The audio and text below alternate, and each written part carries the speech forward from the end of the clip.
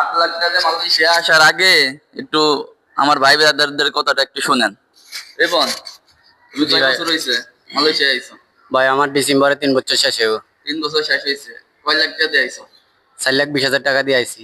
এখনো দিনা দেয় কয় লাখ আছে? প্রায় এখনো 2.5 লাখ টাকার মতন ঋণ আছে। তাইলে আপনারা বুঝেন 3 বছর হয়ে গেছে, এখন 2.5 লাখ দিনা দিয়েছে। আমার বেতন হচ্ছে 1700 টাকা, 300 টাকা খাইলে আর কয় কয় টাকা থাকে একটু হিসাব করে দেখেন। তারপরে আপনারা মালয়েশিয়া আইসেন। তোমার কয় বছর হয়েছে?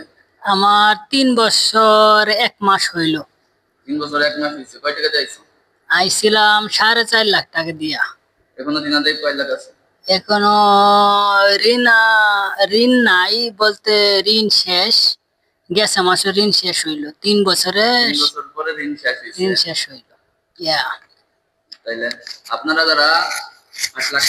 যারা 8 লাখ টাকা দিয়ে মালয়েশিয়া আসবেন, তারা এই দুইজনের কথাটা একটু মাথায় রাখবেন। তারা 4 লাখ টাকা দিয়ে মালয়েশিয়া আইছে, তারপরেও তাদের ঋণ শোধ হয় না। যদি আপনারা 8 লাখ টাকা দিয়ে মালয়েশিয়া আসেন, তাহলে আপনাদের কয় বছর লাগবে ঋণ শোধ হইতে, আর কয় বছর পরে আসল পাইবেন?